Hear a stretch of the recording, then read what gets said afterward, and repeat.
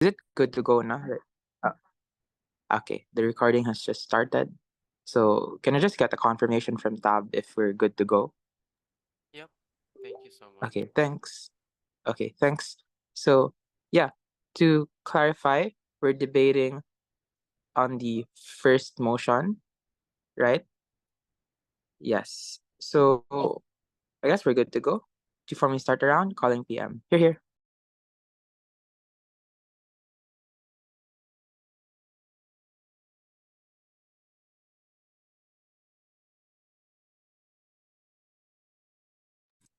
Hello, hi everyone. Afternoon. Pronouns are he, him. I take POIs via voice, so you can raise it and I'll find time to take you. And then, so yeah, that's pretty much it.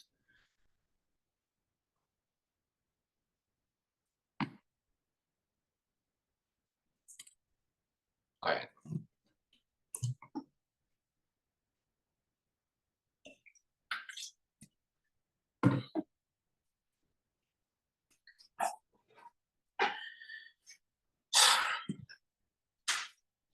Speech starting in 5, 4, 3, 2, 1, 0. Ladies and gentlemen, two things from my speech. Firstly, how only on our side is the CCP able to become the strongest cyber warfare country in the world. And secondly, how China will be able to assert their dominance in this space, get the pun, very quickly.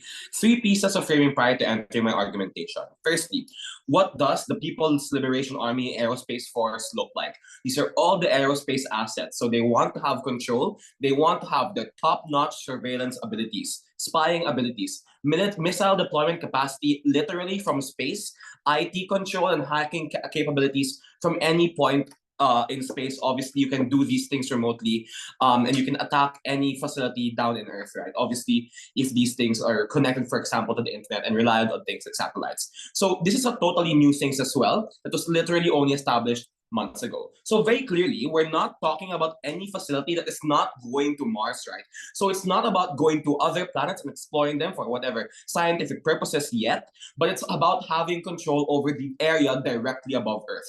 But secondly, what are the CCP's interests? Obviously, the CCP cares about the military on either side, but obviously you want to be world dominant in terms of things like soft power, and you want to have a strong global presence. But lastly, in terms of military investment, so understand that whatever funds we will be getting for this comes from the entire umbrella of the entire military budget. So it's not like we're going to lose money on things like education and healthcare, right? So the only contention in this debate, therefore, should be in terms of how the military budget should be spent. So obviously, right now, the Chinese traditional military is already very strong. For example, you see many assets in the India, for example, in the West Philippine Sea, you have artificial islands and new and advanced generation ships and jets. So the only area where they clearly fall short of the West is in terms of the Navy. Because of the US's historical presence in other countries, this is also an area that China is already catching up to in areas that are relevant to them, particularly in the West Philippine Sea. But before I go on, I'll take a POI.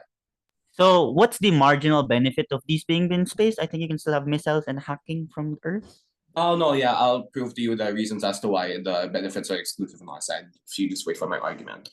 First argument, therefore, in terms of why you're able to become the best cyber warfare country in the world. So cyber warfare looks like includes the surveillance of massive computer facilities and civilian and military assets. This looks like the hacking of important servers that provide internet and data services and disabling these to disable both the military and civilian people. It also looks like being able to deploy missiles eventually from space that cannot be intercepted by traditional missile interceptors that can destroy literal continents. But lastly, also looks like the ability to control the individuals that literally enter space in the long term as well. So firstly, it is exclusively to this high allocation in this new aerospace force that they can do this. And this is possible for 3 reasons. Firstly, is China's extremely high amount of scientific research and development and talent that can already perform in these provide a lot of benefits in this area. So things like a lot of various companies and individuals who are obviously very talented and experienced in the fields of computers and also in terms of rocket science and stuff like that, right? But obviously understand as well that the facilities for this manufacturing and research for this equipment already exists right now. Obviously, they can repurpose a lot of the manufacturing facilities they've used before. But also understand that it's also comparatively low investment. We have minimal long-term investment on our side. So once the assets, for example, are already in space, understand that the consumable costs are comparatively far lower. For example, comparatively, the labor costs for things like ships, recurring missiles that are always in things like ammo, things like fuel, are obviously very high. Obviously, on our side, we can be very AI computer centric. These things are deployed or usually just like the recurring costs are easily forgotten about. This is very important and strategic for China for 5 reasons. Firstly, you're able to have long-term control over the individuals who can go in and out of space, for instance. So you can literally shoot down like a lot of people, a lot of like unknown objects that you probably don't like who you think will be spying on China, for example. You can debilitate the transactions happening within countries that we are enemies with. Obviously, this is very bad because it literally debilitates billions of people, for example, within the US from being able to access SWIFT system, the banking system, for example, being able to conduct any transaction whatsoever, being able to make phone calls, whatnot. All of these things are reliant on satellites. So DLSU cannot tell you that you can do these things independent of assets that are not in space, right?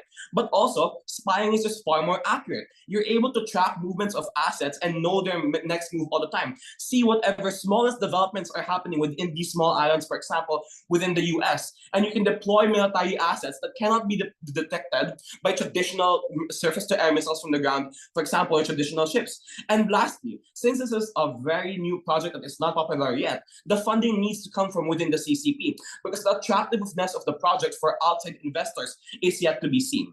This is debate winning because the benefits are so extremely proximate. China wants to be able to have control over the cyberspace worldwide. So obviously they want to have control over things like banking and, for example, things like transactions, things like being able to call, you being able to do the most intrinsic things like call your loved ones. Obviously, when they have the capacity to block people who they don't want to have access to these things, obviously, I think it's a very, very strong benefit that we will exclusively have. And I think you can use that to your advantage in whatever war you face. Second argument, therefore, is in terms of how China will be able to assert their dominance in this space very quickly. First is that other countries cannot do this now. You have the US comparatively. You have high investment in things like Israel and, for example, in Ukraine. But also, internal issues hamper them. So even if after for example, the 2024 elections, even if you're able to get whatever projects proposed, because of the bipartisan systems means that whatever developments and whatever agreements on this project will be very extremely slow. But secondly, when you talk about countries like Russia, obviously there's the fact that Russia is currently the second strongest military within Russia. So I would just suggest that a lot of these other countries are focused on other things like internal wars and obviously wars off-site that are obviously going to be taking out a lot of whatever resources that they could have allocated in other competitive spaces. But lastly, it's just that these fields of space infrastructure are very similar to the fields that China already specializes in. So, for example, your specialization in high-performance computers and small-scale rocket projects can obviously be magnified and just grown. It's quite simple and easy to explain that. But this therefore means two things. First is that the competition you're likely to get is almost non-existent. You're going to get minimal pushback from other countries, meaning whatever competition, whatever technology that they develop, for example, in Russia or in the US, is likely at best needs to take multiple years for them to catch up. Therefore, only on our side are we able to dominate. Thanks. Thank you for that speech. Calling hello. Hello, I'll just set up my timer. Give me like 10 seconds.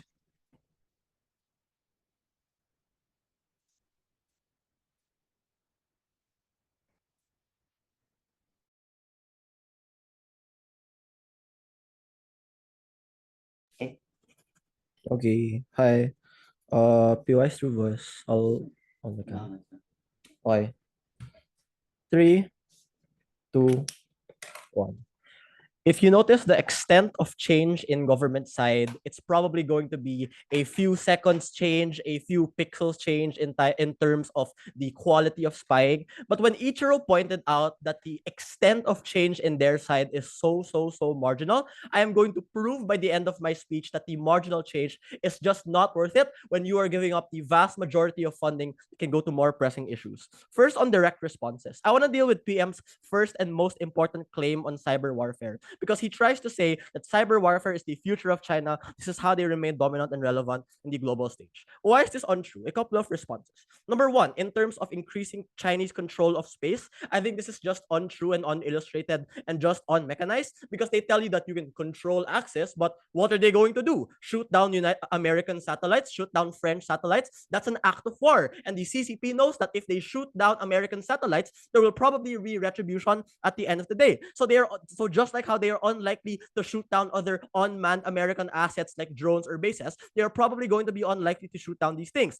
But secondly, what are you shooting down? Aliens, UFOs, asteroids? They don't really give you an urgency on why you need to control space in the first place. But number three, even if you take this at their best case, you can still shoot down things from space from Earth. You have intercontinental missiles or whatever that is based off in the Chinese lands right here on Earth. So it's just, unexclusive on their side of the house. But second, let's talk about hacking. They say that we get better hackers in the CCP. This is just untrue. The vast majority, number one, the CCP already has good hacking software and hacking personnel, because the main quality of hacking people isn't from space research, it's from people on the ground. It's from teaching IT experts or computer science experts. It's giving them better computers that you can do without investing into space. So that's just also non-exclusive. But third and lastly, they talk about spying.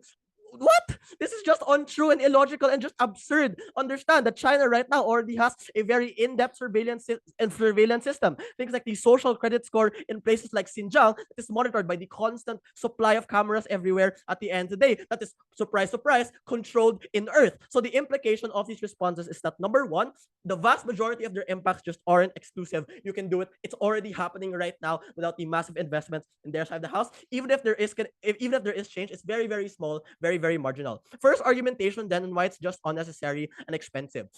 It is very convenient that government doesn't really give you the specific mechanisms on what exactly this prioritization would look like. Three mechanisms as to why investing into this is just expensive. Number one, the materials are significantly more expensive and exclusive. You can't just use basic minerals like iron. You have to find more exclusive and more stronger ones at the end of the day. Number two, in terms of personnel, they're probably going to be more expensive because you need experts within experts, the smartest people, to make sure these things are good. Number three, you need to create new facilities or expand the current facilities. They're often expensive in terms of funding. So three reasons as to why the implementation is unlikely to be done well on their side of the house. Number one, because you have to keep doing trial and errors and you have to keep experimenting. It's probably going to take a lot of time. So a lot of the benefits in their side of the house are not only marginal, but they take a lot of time to actually accrue in their side. Number two, because you have to start from scratch, given that they already conceded this is a new thing, it just takes more time, as back by the first point. But thirdly, there's a limited supply of materials and personnel, so it's just significantly harder to make it sustainable. Impacts then, therefore, even if, and this is being charitable but not conceding, that it might be done well, so this is just being very engaging, there's no exclusive benefit in government and it's very mitigable.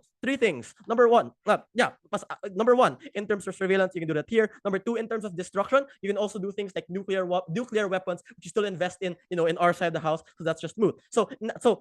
But also additionally, even if it is done well, you still get the exclusive harm on their side of the house of backlash. So even if it is done well, this is likely to reinvigorate the United States or other Western powers to opt into this space arms race, to other Western powers to do more of the space exploration and space investments. So leading to a vast increase in likelihoods of the escalation of conflicts both in Earth and in space. So in conclusion, this argument just proves, number one, you get no exclusive benefits in government. Number two, it's at the cost of more pressing issues. But number three, even if it's done well, you get backlash. Sure, before my second argument, go. What's your alternative?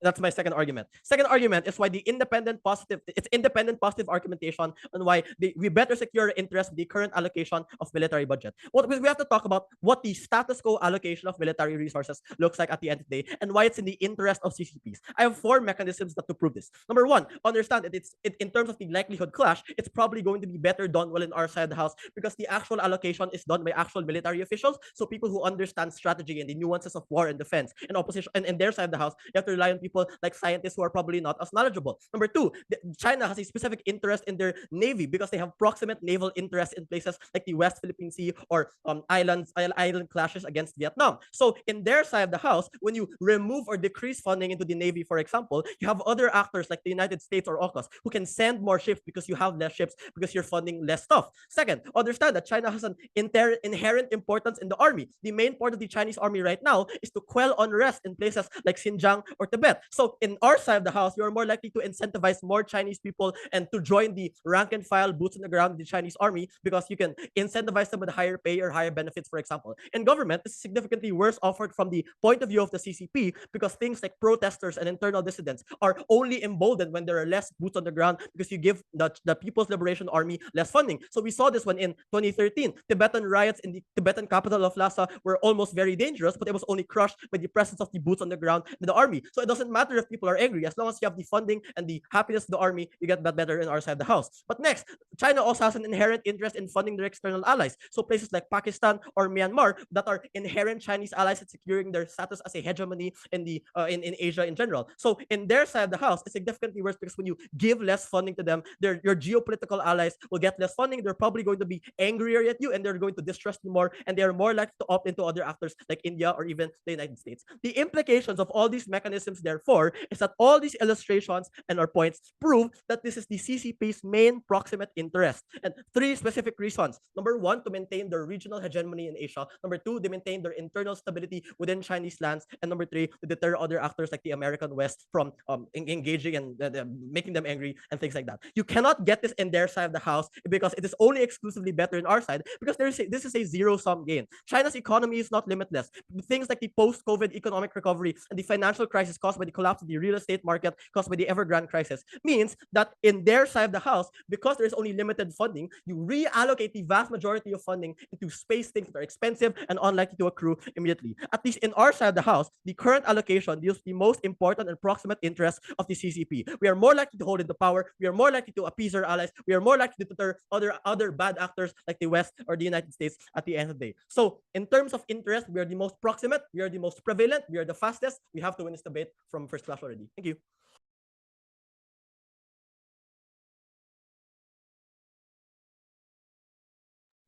Thank you for that speech. Calling the PM.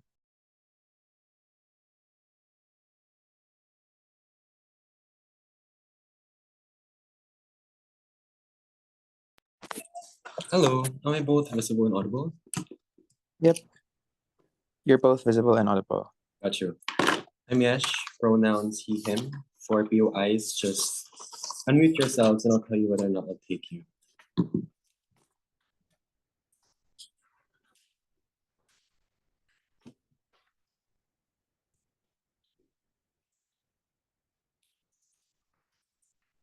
Starting in 3, 2, 1. Do not believe opposition when they undermine the value of aerospace. It's not just about changing a few pixels. It's about becoming a superpower in global surveillance. Listen to Johan's speech very clearly. He told you you get the benefit of invading intrinsic services of other countries and things like, for instance, banking and other services that happen digitally. It things like you can be able to eavesdrop on conversations of other people in different states because you have the signal to do so, exclusive from being in space. So these are the exclusive and necessary benefits that China needs right now in order to ensure protection for their country and be able to attack other countries as well. To become a superpower, you need to side with government. Responses first.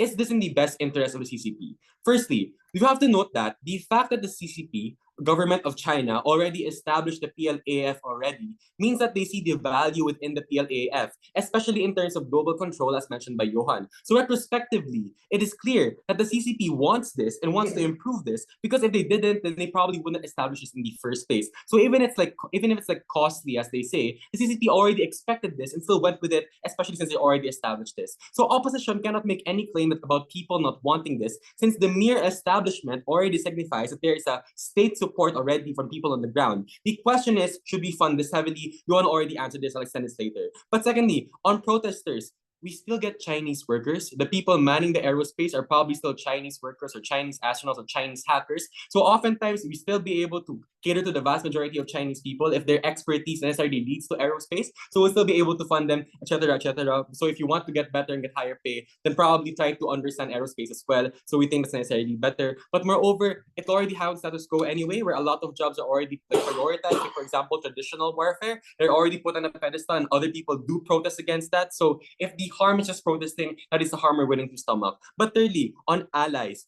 you can share the aerospace with your allies. So if you get information for things like Turkey, for Pakistan, etc., as mentioned by government side, the fact that you as China is a superpower and have access to different things because of your surveillance, you can share the information to these countries if you necessarily want to help them. So aid doesn't just have to look like, for example, food on the table. It can also look like information which you can use as a state to be able to attack other countries and defend yourself from other attacks. We get better allies and better protection inside government. But secondly, on the claim that it's costly, it's the same with traditional warfare. Oftentimes, the harm of funding something to make it successful will always be symmetric. The question is, what are the exclusive benefits of aerospace that makes it necessarily worth it? And I'll prove that to you even more in my extension. Before I proceed, are there any POIs? 3, 2, 1. Extension then. Why won't traditional warfare happen anymore? Opposition believes that we need physical traditional military men. Government says we need to realign strategies. First reason, physical wars are inherently also just costly in terms of number and the potential lives lost, in terms of guns and how much you have to spend millions, for example, to buy things like AK-47s and rifles, or for the economy on how physical wars is bad for business in general, such as if you're in a state of war, for example, business have to close down and you have to spend more money just to keep their lives, etc., etc. Realize then that one of the biggest assets of China right now is that it's a strong economy, and that's something they probably want to preserve in the first place. This means two things. One, other countries probably won't engage in physical conflicts anymore because it's just as costly to them as well, and they do not want to lose any more state support, i.e. US citizens bashing the government for strikes on Syria. But secondly, even if they do, it's probably countries that are willing to risk their economy, like Israel, and how they can actively commit genocide against Palestinians. But note that how this actor and other actors of the state are different from China, who also has that necessarily that inherent incentive to keep their economy booming and to keep their economy stabilized. So the fear of future physical conflicts are simply unlikely in both sides. So we don't need to keep investing so much on the ground military already. In the same way that China is crossing borders in the Philippines, but we still have not retaliated. So we can probably assume that the physical and traditional military is already good right now and already sufficient to cater to every and future physical wars or traditional militaries that will be needed for China in the long run. But the second reason then, major superpowers already have a lot on their plate. This is already clear from Johan. US is handling things like the elections and aid in other countries. Russia actively fighting against Ukraine and Putin already losing state support. What this means right now is that now is the perfect opportunity to do this because most of your main competitors are already too busy. So if that's the case, then it's clear that now is the perfect time to realign strategies for state and global surveillance. Before I prove to you why state and global surveillance are two important things, say the POI. Why don't we fund hackers directly? Why do we have to route it through space?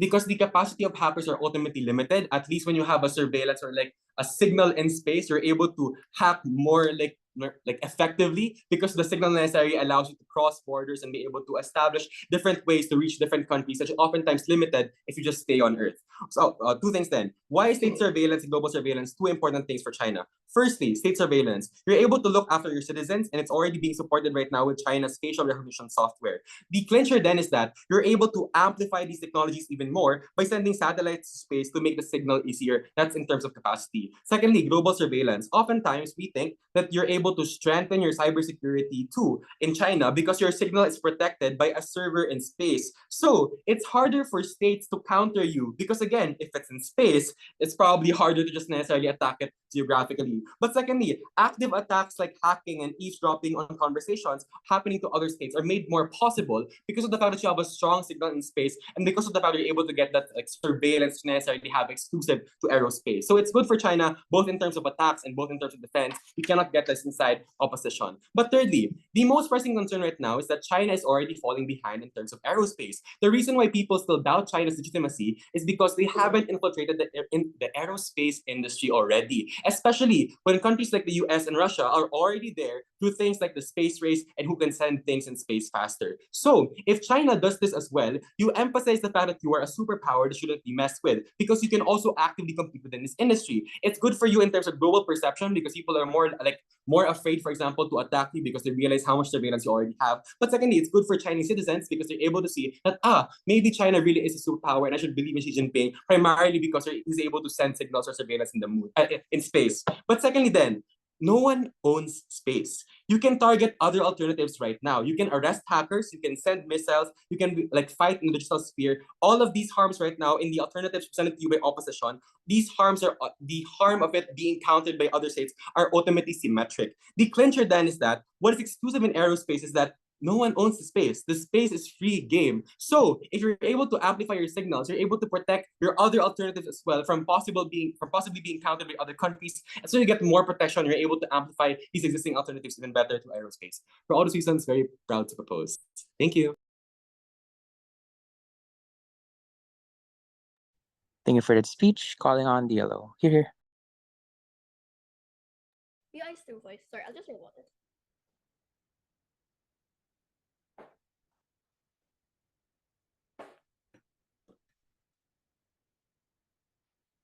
Right. Okay. Starting my speech in 3, 2, 1. The CCP is focused on the control of territory and military alliance in different regions of the globe, and their own internal control within their own autonomous regions are the most important and proximate issues that the CCP did promise, especially during the times where they had to renew the year. None of those interests relies on succeeding in space, and they still have no sufficient response as to why we would like to trade that off to begin with. They just defend that aerospace existence is good, but not necessarily the heavy reallocation of funding towards these types of investments in the expense of removing other forms of investment to traditional military. PM says that we care about the soft power and global presence that we have. I think they fail to defend that given the fact that you're trading off a lot of those military presence to begin with. You have to back down within the ASEAN, Tibet, and Pakistan, and even areas in Africa, given the fact that you no longer must create a lot of significant funding towards a lot of your maritime affairs. The second thing to note is that many Southeast Asian countries have increased already in military spending within Malaysia and Vietnam. There's also an increased presence of the US military bases in Japan and the Philippines to be closer with Taiwan. And note, there's a newer project of the CCP to recreate their success in Hong Kong within Taiwan.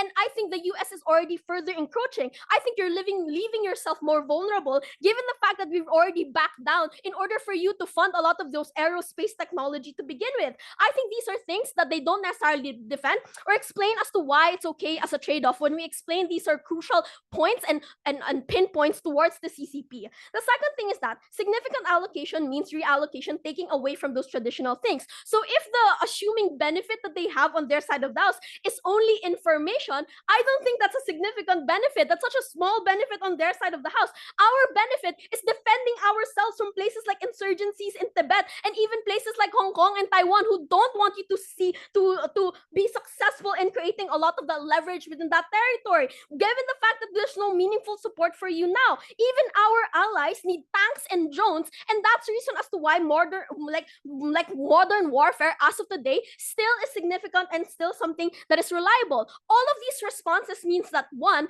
DPM does not prove any significant benefit in this debate, given the fact that their extension is so unpersuasive, because physical maintenance of the Chinese Coast Guard and even the People's Army Forces Maritime Militia is so important. Even the troops in the Indian border that we had some conflict in, I think are also quite important that you must pull back now. I think those are the worst of trade-offs, and I think that's worse off on their side of the house. The last thing that they say is that, well, this is a first mover advantage and this is different from the US not paying attention to you. I think number one, that's just generally untrue. The US still wants to curb a lot of the influences within the African region and ASEAN as well, within the borders, within the conflict of borders, especially for the fact that right now China has more leverage in Southeast Asia, where Cambodia and Myanmar is significantly supporting them. So it's just generally untrue that a lot of their explanations for why no one is looking is generally true within the debate, and they don't necessarily explain as to why we need more of those aerospace technology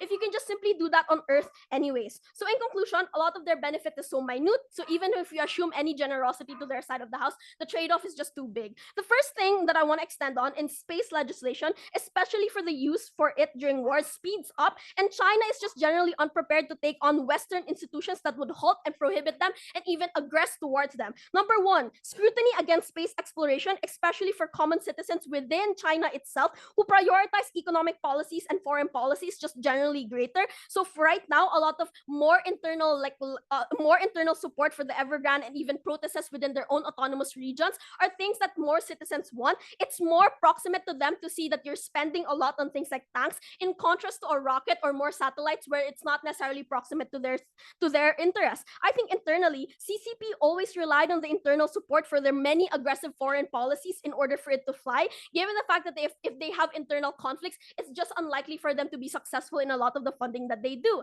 The second thing is that, which is greater, which is you provoke the US and the EU to meet with NATO and the UN to discuss prohibitions and limitations to military activities in space. There are no meaningful allies that can back you up because all your allies' interests are military activities on Earth. Places like Pakistan or even places like Cambodia or Myanmar requires you to send troops on the ground and requires you to have military bases. Even in places like Djibouti are places where China heavily invests in, that now that you have to pull back, given the fact these are just generally newer projects. I think all your allies' interests will now not necessarily align with yours, versus Western voters who are generally afraid of Chinese influence or aggression on things like the GPS, the internet, or resource extraction are greater things that they support. So there's more leverage for Western institutions to do so. The third thing is that you diminish any first mover advantage that you have on opposition's world, because NASA, Germany, and the UK can match your funding and more, launching a Western military aerospace institution faster than you can do, given the fact that there are multiple countries that inherently have this. Implications toward the CCP interest. One, you know that you are not ready to compete with Western intervention and worse, Western space aggression. Your move will be met with another action towards this, and PM lists down a lot of acts of war, such as destabilizing transaction in banking, shooting down a lot of their assets. Yeah, she'll take that. Yeah, China is known for the number of already existing tanks, ships, soldiers, and jets. So what is your marginal benefits if all of these assets that you mentioned already exist and are some of the strongest in the world? Okay, so they're not necessarily the strongest as of now. They still need more men. They still need more ability to maintain a lot of these physical assets. They depreciate over time, by the way. So I just don't understand why you must divest a lot of your assets towards that, given the fact that a lot of these are newer projects, even in Taiwan. The second thing is that most often than not, you won't necessarily handle a lot of the massive efforts of multiple Western states that specialize in corporate space travel. They will use the same technology that they list down coming from opposition and now on government, and now you can't control space anymore. It's not necessarily a free game, rather than a zero-sum game that you have to go against a lot of these greater Western institutions. I think the trade-off of funding for cybersecurity under military today is just generally marginal. We have that already. We don't need rockets and more satellites. Hacking and tracking within Earth transaction exists within China as of now. Like, China invests in China maritime surveillance, so it already exists. There's no more marginal change. Versus on our side of the house, where there's more support for the PLA, but also central military commissions such as China Coast Guard, which are the top military decision-making body that creates greater support for a lot of the policies that you have. And you can generate a lot of more success within territories and the ability for you to have more leverage within the military space within Earth, and as well as your allies. Thanks. Thank you for that speech. Calling of whip here.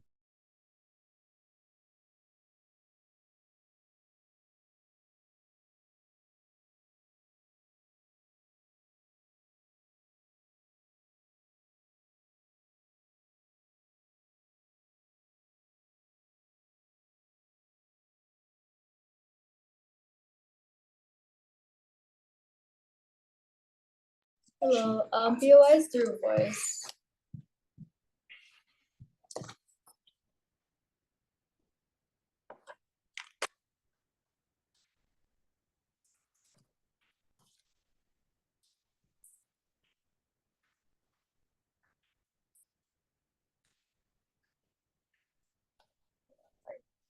Okay.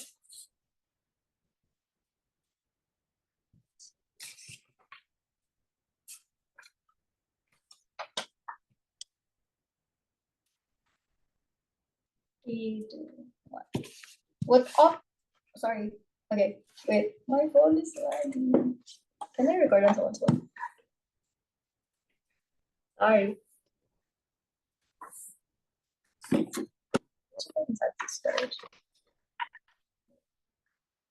Okay, 1, 2, 3. What opposition does throughout two speakers is the same thing. They want to symmetricize everything. But in the same way that they say all of the things that we do can be done on Earth, we can also assert counterexamples and counter evidence for why the military right now is strong enough, why you don't necessarily need to invest more in the military and you can invest in other things because your military is already good. But that wouldn't be a very good debate. What we want to talk to you about is one, the issue of where you get a stronger presence or influence. This is very important to the CCP. They don't necessarily disprove this. The first thing we want to clarify under this is it worth the resources that you use up? Because they say it's very expensive.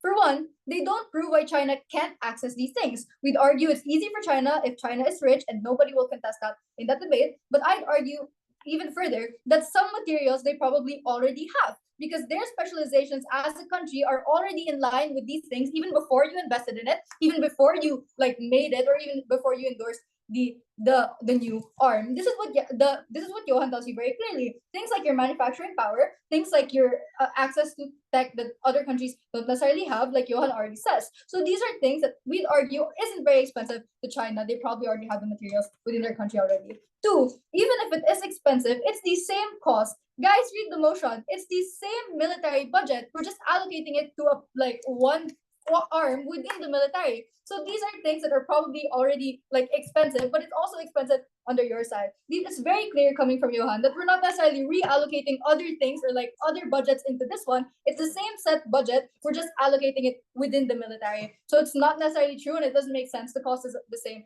under their side. At worst, Yesh already symmetricizes the cost argument anyway. How do you weigh this then? Their case, firstly, relies on a lie. DPM says that the budget will be cut because they can't viscerally see the progress, because they can't see the tanks, they can't see the missiles, for example, because it's in space. So you won't necessarily get internal support anymore that you rely on. But this is not true, because China's influence right now doesn't necessarily depend on things like tanks, doesn't necessarily depend on things like missiles, because you already have other countries who are more powerful than you, probably, who do that already. But for two, these are things that will never be cut because you already say so in your speeches. These are things that are important to China, and what we'd argue is that because the military is strong enough already, it means that the internal support, even if it is cut, probably won't even matter. The second point of weighing is that our side is more long-term, because we say that you can save money on things like physical warfare if it were to happen, because you can predict these things when you have better technology that's up in space, for example, or you have better means of surveilling these things. You have better military strategies that other countries don't have. So these are the things that are exclusive to you having missiles or satellites, for example, in space. Even if you can operate them in Earth, or even if you can do something to that extent on Earth, what's different is these things in space probably have less propensity to be damaged. So you take less time to maintain them. You take less resources, for example, to have to change them every time, or have to make them protected against things like attacks, because not a lot of people can attack you from up there, because not a lot of countries are doing it as well. So these are the things that you can safeguard under our side, which is why it's better. The second thing under influence is, does the influence of China rely on traditional means or unconventional cyber warfare adjacent things? Because opposition says China wants to keep their influence over Asia, etc., and we agree to this. How does China sustain power over their own country, their own people? It's through things like censorship and data breaching. How do they assert their power over the region? It's not by extending military support, because China is known to not care. When Myanmar had their internal conflict, China didn't necessarily take a stance on this, even if they had corporations within Myanmar, even if they had trade relations with Myanmar. They don't actively involve themselves in global conflict. They have they're scared of these things because of the possible collateral damage to their own businesses or to their own military bases within those spaces. So they don't necessarily actively involve themselves in these things. It's through things like soft power that works best when you have more information, when you can have these things through space that aren't necessarily damaged. Crucially, they say that you can do all of these things at Earth right now, but it's better under our side because one, there's significantly less regulations. It's not the same. For example, in status quo, where it's very hard to test a missile. It's very hard to launch a missile because of the other regulations, because you can be sanctioned by bodies, for example, like the UN. But two, it's harder to act against by other regional powers because, for one, it's nation technology, something that they don't invest in right now, something that they don't have the capacity to invest in the same quick way. So it's not necessarily something that they can understand and therefore act against in a way that's significant or in a way that's quick. But two, they just don't have the power to take it down because you're already investing in that because you already are the first mover in that. So that's why the first mover advantage is very important because this is how you get regional powers to succumb to you. This is how you get regional powers to not go against you, for example. All of this proves is that the influence of China is dependent on unconventional warfare, information, investments. At best, what you have under their side is a stronger military. But what we do is you expand outside of that because we don't necessarily think that the military is what they are most what they should prioritize right now. They don't even elevate the response from just saying that you can do these things on Earth, but we already very clearly respond to this by saying that it is, even if this is true, what we get is better. Before I move on, POI. Okay, it's not good debating to say that we are cutting budgets. The debate burdens government to take a trade-off of divesting in traditional military for the sake of aerospace, which we gave significant analysis as to why that's not within your interests. Right. We agree that you have to take away some of the traditional military budget to give to to prioritize the space technology, for example. But what we're saying is you're not cutting the military budget entirely. So you can't say that the military will be so bad under your side or that the already established military will start deteriorating because these are things that are already established and these are things that already have significant money put into them already. If you don't necessarily disprove that or don't necessarily prove why that reverses, none of that actually happens under your side. The second issue then is where you get a stronger military. Does the military need more funding right now? We already give you a bunch of reasons for why they don't. They don't involve themselves actively in other conflicts. They don't. They already have various military bases in places like the South China Sea, for example. Countries already know this, which is why they're investing more money into their own militaries, like you hear from DPM, because they know that China's military is so strong right now. Our side, and this is the weighing, eventually leads to their side.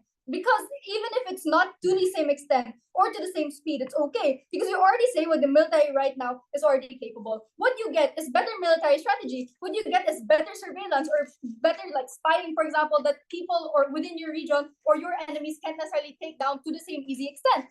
Obviously, it's very easy to capture spies right now, for example, but you can't necessarily do that when there's a satellite in the sky and not just some guy on the street. Notice that their side can never lead to the exclusive benefits on ours, but eventually we get a better military because we don't need more funding. What we need is more information, more training, and that's what we get. This is debate winning because what's good about the PLAAF is that even if you don't directly use it for conflict, you can use it for all these other things, like we say. Thank you for that speech. Calling on Upwhip. Okay. POI's voice and just say it once.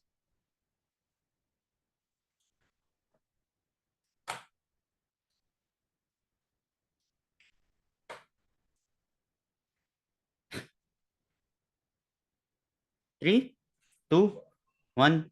Information is only power if you have something with it to capitalize on it. Government can watch the Myanmar insurgents in HD, but what they're gonna do is just watch them lose because they do not have enough guns to give them. You do not have enough tanks to give them because you didn't fund your allies and your regional conflicts at the end of the day. I want to note, the government case and the extent of their case is stopping at you get more information. But no way in their speech did they actually say, how can you use this information? At best, they just said you can stop wars with it, but it is unclear. But we tell you clearly that information is nothing if you do not have the guns to capitalize on it. Firstly, on budgets.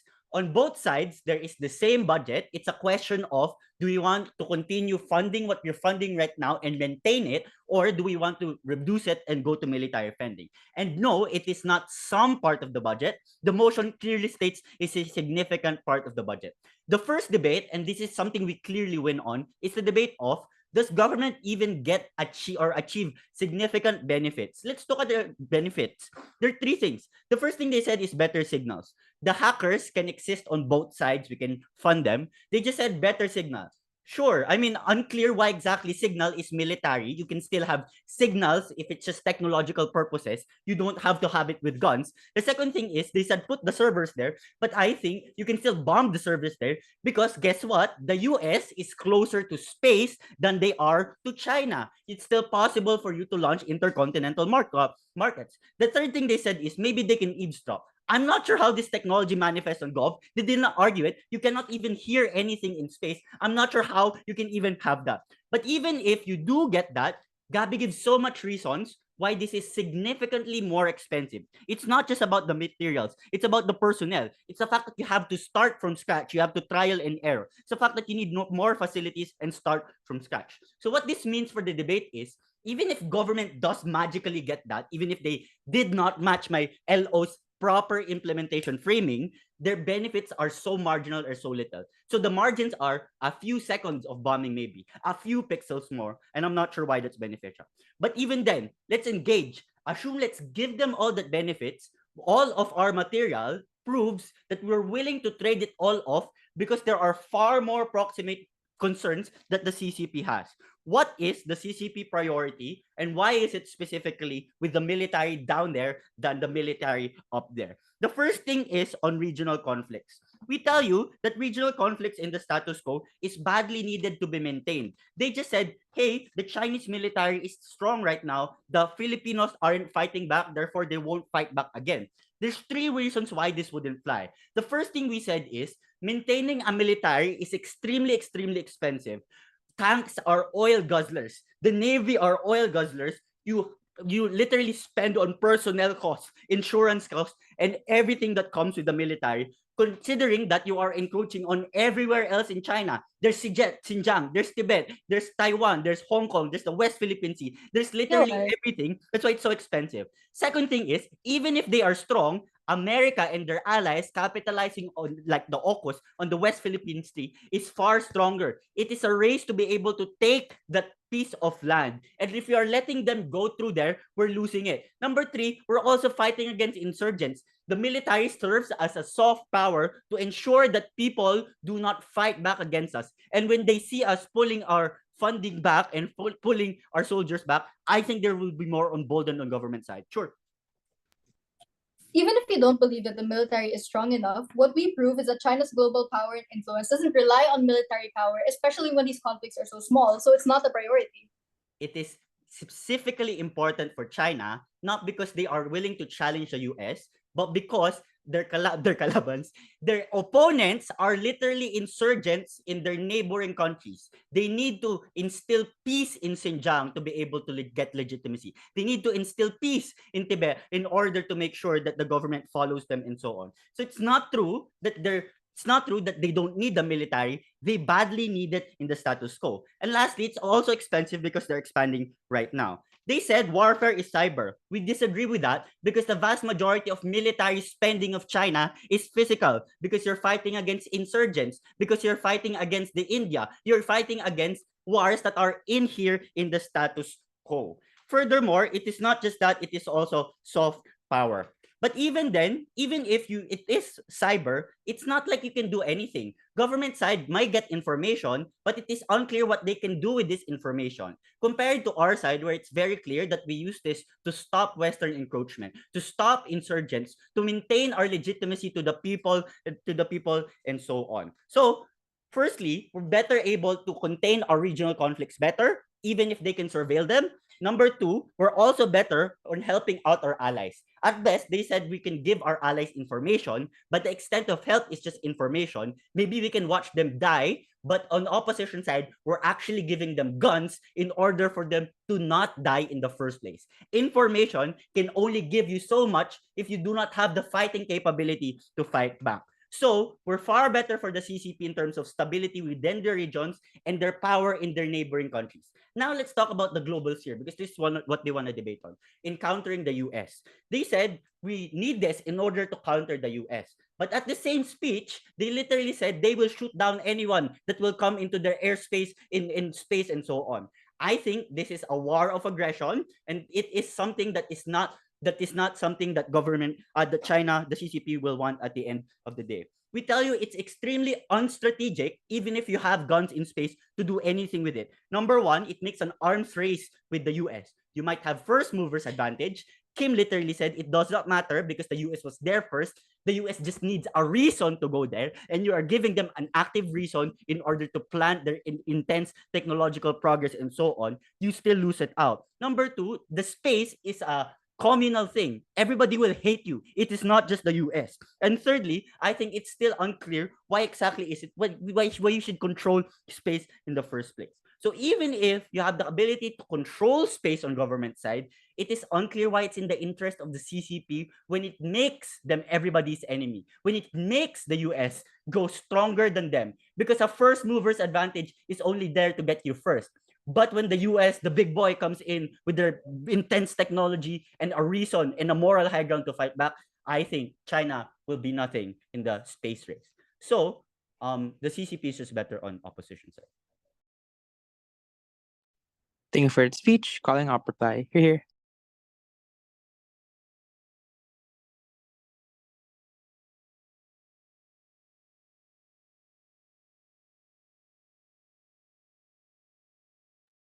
3, 2, 1. Government falls and they lose this round when their main point of defense is trying to defend the existence of the Chinese Space Force, which, by the way, it's going to exist in both sides of the house. What government has to defend and their main burden is defending the significant and heavy allocation of the military budget towards this new Space Force, which they don't really do. First, before just pointing out and justifying why opposition has to clearly win, I just want to call out the really weird and absurd mechanisms coming from the constructives in government. Because let's analyze one of their impacts, one of the main ones being spyware. Their main mech here is to talk about how with satellites, there's more signal. Huh? What signal? As Ichi already points out, if you're trying to spy on people on the ground, why are you going higher up in space? Why can't you use a camera or a policeman who are not based in space? They are based in Earth. So their main mechanism is just weird. But when you compare our own mechanisms, it has 3 specific aspects that were consistent between the 2 constructive speakers of me and Kim. We give you actual incentives of the CCP and as to why these things are more proximate to them. We actually give you matter and illustrations based on actual facts, based on the international relations of the world, and we actually give you the implications on the stability and power of the CCP. Let's talk about the first speaker clash and why I have to win this very clearly. Because the main thing that comes from PM is cybersecurity and space control. Why do I win this? Number 1, I already severely mitigate the vast majority of their impacts really, really hard. If government tries to say that, oh, the Chinese military is already strong, I told you that not for long if you don't give them enough funding to keep them strong in the first place. Because what they're trading off in their side of the house, which I was able to point out, things like lesser boots on the ground, lesser tanks, lesser ships, lesser funding and guns for your international allies like Pakistan or Myanmar. So those specific things are a lot. But what we're willing to trade off is things like, okay, we're less powerful in space, but that's okay because we already have a lot of it. So things like surveillance you can get from, hackers in the ground, which Whip, by the way, says that you get in both sides anyway. So that just proves my point. So what we are able to do, what I'm able to do in the first speaker is specifically weigh on why our impacts and their trade-offs are significantly worse because they're more proximate in terms of the speed of the impacts. We're significantly better on that point. Let's talk about the second speaker clash because they keep trying to symmetricize and push marginality on our side of the house. Why is the marginal benefits more marginal on their side? Because when we already significantly tell you the actual manifestations of significantly decreasing funds, it's not just you get less resources, it's also that you give the message to your to your enemies and other international actors that, hey, look, China is having less guns, they're less powerful, we should capitalize on this by sending more guns, more ships, more whatever in the South China Sea at the end of the day. But let's also analyze the extensions between the 2 second speakers. My partner's extensions on the why internal optics is just a not good and guaranteed thing on their side because Chinese people are going to think this is dumb, or how space legislation and the emergence and escalation of that will just flip a lot of their benefits, was just left unresponded to. But then government deputy's extension on why physical wars are bad was just unimportant in this debate because as my partners point out, you don't need to engage in World War III to be powerful. Things like internal stability against dissidents, soft power and deterrence against other actors that you still need with the more guns, more ships, the more bullets for them, so people don't think you're dumb. Next, for the whip clash really quickly. In fairness, I applaud Gov's whip attempt of trying to salvage the case, but it was too late. Because when whip tried to symmetrize everything by saying that, oh, funding is the same, this is just completely destroyed. Because if in both sides of the house, there's 100 billion, in their side of the house, like half of that funding is going to go to the Space Force, so only 500 million is left for the rest of the army. In our side of the house, if it's like, I don't know, 10%, that's like 900 million Chinese whatever, that's going to the army. So that is a significant like difference of like in the hundreds of millions or billions of money. So that is the significance of the extent in our side of the house. You only get that here. Their side is just really marginal. Thank you.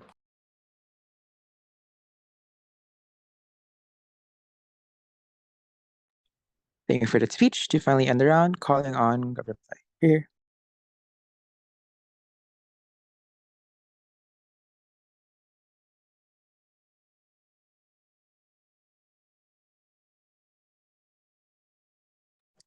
Hello, am I both visible and audible? Yep, you're visible and audible. Got you.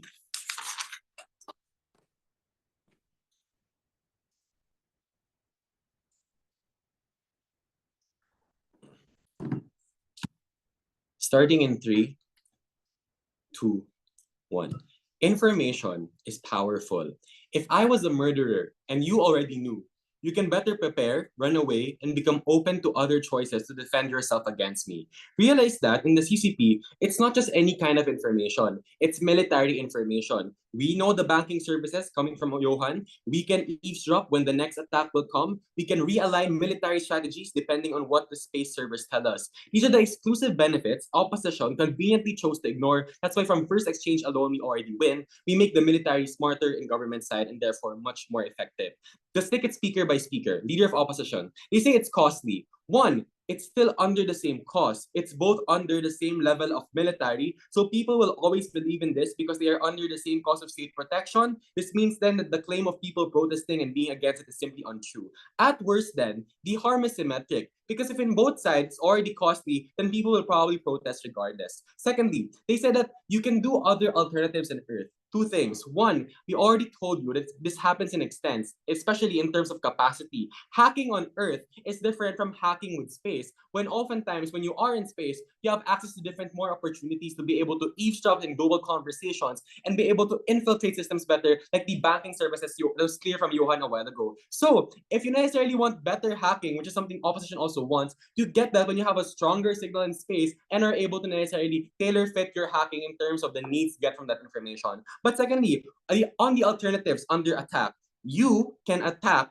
hackers on Earth. But if in space, it's harder and takes a longer time. So, if you consider in both sides that these alternatives like hacking are already under threat, what we afford to you exclusively in government is time and knowledge. You're able to protect yourself and have a longer time not being attacked because primarily because it's harder to attack you when you are in space. So in terms of distance, this is what protects your alternatives. In opposition, oftentimes the alternatives will always be vulnerable, will always be under threat. Deputy Leader of Opposition, first thing, they say is that other physical and traditional conflicts happen right now. Firstly, our mechanisms are already strong. It's just clear. You already have tanks, you already have guns, you already have strong military men. That's why China can invade, for example, and not have anything to worry about. Opposition have never proven to us why these alternatives are failing. Saying that it's depreciating is not enough because oftentimes maintenance is often cheap and therefore can still be addressed. Secondly, you're able to save money through aerospace. If you already have information on when someone attacks, where someone attacks, and why someone attacks through the signals you get in space, it's easier to realign your physical military strategies, i.e. how many men to send, how many guns to use. So we are still protected in government side. But thirdly, they have no response to the extension that oftentimes traditional warfare is already failing, simply because physical traditional warfare is oftentimes costly, which is why other countries don't want to opt into it. But secondly, major superpowers are already too busy, like US and Russia. So this means then clearly the fights are in the digital world and we as CCP need to adapt if we do not want to be left behind. But the second thing they say is on space regulation. Again, US and Russia are already doing this right now and they're still doing fine. They still have to do things like signals in space, which means the harm of space regulations is easy to get passed by. This is a wash already, aside from the fact it's like clearly underbuilt. Since no one owns space, everything is free game, so the timing is simply perfect for CCP. Lastly, whip. They say information is nothing when you do not have military men. again, we don't diminish the military. They cannot fiat how many men will necessarily let go. Oftentimes, you still get the same training and you'll still be able to survive as a military man. We don't actually take it away from you. So it's unclear to me how necessarily we take it away from military men, especially when they still exist. We don't let them go. But secondly, it's not necessarily like they lose training. Of course, we still fund them. CCP is rational enough to be able to consider how many men they need to fund, etc., etc. But secondly, on how they said they have like far more proximate concerns, it was already clear a while ago that oftentimes these concerns aren't likely to happen because again, people don't want to opt into traditional physical wars. But secondly, oftentimes these wars are probably small in general, and that's why China is still probably winning. But thirdly, you have to consider the digital framing. A lot of countries are already shifting to the digital sphere. We need the first mover advantage in order to be a superpower. For all those reasons, very proud to propose. Thank you.